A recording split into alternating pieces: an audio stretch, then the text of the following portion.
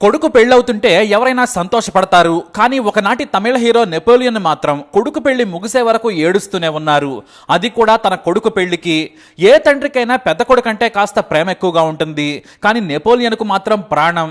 తాను ప్రాణంగా పెంచుకుంటున్న కొడుకుకు అరుదైన వ్యాధి రావడంతో ఆయన మనసు కకావికలమైంది. అదే ఆయన జీవితాన్ని మార్చేసింది. కొడుకు కోసం ఏకంగా దేశాన్ని వదిలేసి అమెరికాలో సెటిల్ అయ్యారు నెపోలియన్.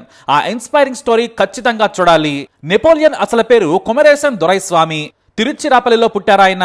తిరుచిలోని సెయింట్ జోసెఫ్ కాలేజీలో డిగ్రీ పూర్తి చేశారు. ఆ తర్వాత చిన్న చిన్న వ్యాపారాలు చేసుకుంటూ కాలం గడిపేస్తున్నారు. ఇక మొదటి నుంచి నటుడవ్వాలనే కోరిక మనసులో ఉండేది. కానీ ఆయన ప్రయత్నించలేదు. ఒకరిని చేతులు చాచి నటుడయ్యే అవకాశం ఇవ్వమని అడగాలంటే మొహమాటం అడ్డొచ్చేది. దీంతో 27 ఏళ్ల వరకు పెద్దగా ఏమీ ఆలోచించలేదు ఆయన. అయితే తెలుగులో వచ్చిన శివ సినిమా ఆయనలోని నటుడిని నిద్రలేపింది. ఇలాంటి సినిమాలో తాను నటించాలనుకున్నారు. తమిళంలో ఈ సినిమా ఉదయంగా డబ్ అయింది. ఆ సినిమాను ప్రతిరోజు నెల రోజుల పాటు చూశారు నెపోలియన్. అంతే, ఇక తానేం హీరోకు తక్కువ, అందం ఉంది, హైట్ ఉంది, నాకు కూడా నటన వచ్చనే కాన్ఫిడెన్స్ తో సినిమా దర్శకులు నిర్మాతల చుట్టూ తిరగడం మొదలు పెట్టారు. ఆయనలోని కసిని చూసి విలనగా బాగుంటావని పుదినేళ్లు పొద్దనాతు సినిమాలో అవకాశం ఇచ్చారు. ఆ తర్వాత రజనీకాంత్ మూవీ యజమాన్ సినిమా హిట్ కావడంతో మలయాళం, తెలుగు సినిమాల్లో నటుడిగా అవకాశాలు వచ్చాయి. తెలుగులో హలో బ్రదర్ సినిమాలో నెపోలియన్ ఎరగదీశారు. ఆ తర్వాత రాయలసీమ రామన్న చౌదరి, ఓయ్, సలీం లాంటి సినిమాల్లో కనిపించారు. అయితే హీరోగా కూడా నటించి సక్సెస్ అయ్యారు నెపోలియన్. తమిళనాడులో స్టార్ హీరోగా కూడా పేరు తెచ్చుకున్నారు. రాజకీయాల్లో కూడా నెపోలియన్ బాగా చురుకు. డిఎంకే తరపున ఎంపీగా గెలిచి కేంద్ర మంత్రిగా కూడా పనిచేశారు. ఆ తర్వాత బీజేపీలో చేరి తమిళనాడు బీజేపీ అధ్యక్షుడిగా కూడా పనిచేశారు నెపోలియన్. ఇదంతా ఆయన సినిమా రాజకీయ చరిత్ర. కానీ వ్యక్తిగత జీవితం మాత్రం చాలా కష్టాలమయమని చెప్పాలి. కావలసినంత డబ్బుంది, కానీ తాను ఎన్నో ఆశలు పెట్టుకున్న పెద్ద కొడుకు ధనుష్ కు మస్కులర్ డిస్ట్రోఫీ అనే అరుదైన వ్యాధి సోకింది. అంటే నడవలేడు. ఆ తర్వాత చేతులు కూడా పడిపోయాయి. ఆధునిక వైద్యం పనిచేయలేదు. చివరకు సిద్ధ వైద్యం చేయించారు. కానీ ఏదైనా ఫలితం ఒకటే. మరో కొడుకు కునాల్ వ్యాపారాలు చూసుకుంటూ ఉన్నాడు. కానీ పెద్ద కొడుకు కళ్ల ముందే కుర్చీకే పరిమితమయ్యాడు. దీంతో ఆయన సంతోషం ఆవిరైపోయింది. ఒక తండ్రికి కొడుకంటే ఎంత ప్రేమ ఉంటుందని మనం ఆశ్చర్యపోయేలా పెంచుకుంటున్నారు ఆయన. ఇక మన దేశంలో కంటే తన కొడుకును ఓ మనిషిగా చేయాలంటే అమెరికానే సరైందనుకున్నారాయన. దీంతో కుటుంబంతో పాటు అమెరికా వెళ్లిపోయారు. పెద్ద కొడుకు ధనుష్ కు ఆధునిక చికిత్స ఇప్పించారు. అక్కడైతే కావాల్సిన వసతులన్నీ కూడా కొడుకుకు దొరుకుతాయనుకున్నారు. కొడుకు కోసం విశాలమైన ఇల్లును నిర్మించారు. తన వీల్ చైర్ మీద బటన్ నొక్కితే చాలు ఎక్కడికంటే అక్కడికి తీసుకెళ్లిపోతుంది. ఇంట్లోనే పెద్ద హాల్ నుంచి బాస్కెట్ బాల్ కోర్టు వరకు ఏర్పాటు చేశారు.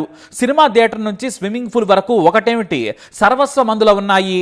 ఇక అమెరికాలో ఆయన వ్యాపారాలు మొదలు పెట్టారు. 2000 సంవత్సరంలో తాను చెన్నైలో ఏర్పాటు చేసిన J1 టెక్నాలజీ సక్సెస్ అయింది. అందులో ఆయన భారీగా పెట్టుబడులు పెట్టారు. అది కాస్త అమెరికా నుంచే ఇతర దేశాల వరకు విస్తరించింది. ఆ కంపెనీని అందులోని ఇతర పార్ట్నర్స్ చూసుకుంటున్నారు. ఇక అమెరికాలోనే దాదాపు 3000 ఎకరాల్లో వ్యవసాయ భూమిని కొన్నారు నెపోలియన్. అందులో సేంద్రియ వ్యవసాయం చేస్తున్నారు. మేలుజాతి ఆవులను పెంచుతూ డైరీ వ్యాపారం కూడా చేస్తున్నారు. ఇక తన ఫామ్ హౌస్ లో కూడా అద్భుతమైన ఏర్పాట్లున్నాయి. పని వాళ్లను ఏర్పాటు చేసుకుని నెపోలియన్ ఇటు వ్యవసాయం నుంచి వ్యాపారం వరకు చేస్తున్నారు. దాదాపుగా 1000 కోట్లకు పైగా ఆస్తులు సంపాదించారు ఆయన. కానీ పెద్ద కొడుకంటే మాత్రం ప్రాణం. చిన్న ఇబ్బంది కూడా రాకుండా ప్రాణంలా చూసుకుంటారు. ఇంట్లో ఉంటే నిత్యం కొడుకు మీద ఆయన ధ్యాస అంతా ఉంటుంది. ఆయన ప్రేమ గురించి చెప్పాలంటే తన కొడుకును అమెరికా తీసుకెళ్ళడానికి పడ్డ కష్టం అంతా ఇంత కాదు. పెద్ద కొడుకు ధనుష్ ఆరోగ్య రీత్యా ఆయన మామూలు విమానాల్లో వెళ్ళలేడు. వెళ్ళినా కూడా 10,000 అడుగుల కంటే ఎత్తు ప్రయాణిస్తే శ్వాస ఆడదు. ఆ తర్వాత ఇబ్బందులు వస్తాయి. పక్కన డాక్టర్లను తీసుకెళ్లినా ఉపయోగం ఉండదని నిపుణులు చెప్పారు. దీంతో క్రూయిజ్ లో వెళ్లాలనుకున్నారు. కాకపోతే సముద్ర ప్రయాణం అలవాటు లేదు. దీంతో ఓ ప్రైవేట్ జెట్ ను డైరెక్ట్ గా అమెరికా తీసుకెళ్లేందుకు ఏర్పాట్లు చేశారు. కానీ 4 చోట్ల ఆగాలి. అయినా తప్పదనుకున్న ఆయన కొడుకు కోసం పెద్ద ప్రయాణమే చేయాల్సి వచ్చింది. ప్రైవేట్ జెట్ లో ప్రయాణం మొదలు పెట్టారు. దాదాపు వారం రోజుల పాటు 4 దేశాల్లో విమానాన్ని ల్యాండ్ చేసుకుని టేక్ ఆఫ్ చేసుకుంటూ వెళ్లారు. ఇక ఆ జెట్ కు అనుమతి రావడానికి చాలా సమస్యలు వచ్చాయి. కానీ అమెరికాలో దిగిన తర్వాత తానుండే నాష్ విలేజ్ ప్రాంతానికి వెళ్లాలంటే చాలా దూరం. దీంతో మళ్లీ తన పెద్ద కొడుకు కోసం ప్రత్యేకమైన వ్యాన్ ను వారం రోజుల పాటు కష్టపడి చేయించారు. ఆ తర్వాత మరో సొంత కారును కొనుక్కొని 12,000 కిలోమీటర్ల రోడ్డు ప్రయాణం చేశారు. అమెరికాలో 35 రోజుల పాటు రోడ్డు ప్రయాణం చేయాల్సి వచ్చింది. ప్రతి చోట 1 లేదా 2 రోజులు హోటల్లో ఆగాల్సి వచ్చేది. ఎందుకంటే వరుసగా ప్రయాణం చేస్తే ధనుష్ ఆరోగ్యం దెబ్బతింటుంది. అలా కష్టపడి చివరికి ఇంటికి చేరుకున్నారు. దాదాపుగా 75 రోజుల సమయం చెన్నై నుంచి అమెరికాలో ఉంటున్న చోటుకి పట్టింది. అంటే కొడుకుని ఎంత ప్రేమగా జాగ్రత్తగా చూసుకుంటున్నారో మనం అర్థం చేసుకోవచ్చు. ఇక నెపోలియన్ అమెరికాలోని ప్రముఖ డాక్టర్లందరికీ చూపించారు, ట్రీట్మెంట్ చేయించారు, జబ్బు పెరగకుండా జాగ్రత్తలు తీసుకున్నారు. ఎంత తీసుకున్నా కూడా కాళ్ళు చేతులు పనిచేయవు, కానీ మెదడు చురుకుగా ఉంటుంది. అలా కుర్చీలో ఉండే ఏకంగా డిగ్రీ పాస్ అయిపోయాడు. అమెరికా యూనివర్సిటీలోనే ఏకంగా డిస్టింక్షన్ మార్కులతో పాస్ అయి రికార్డు క్రియేట్ చేశాడు ధనుష్. ఆ సంబరాన్ని కూడా కార్ల పెరేడ్ తో గ్రాండ్ గా సెలబ్రేట్ చేసుకున్నారు ఆయన. కొడుకంటే భారమని నేటికి కాదు, ఏ నిమిషం కూడా అనుకోలేదు ఆయన, అనుకోడు కూడా.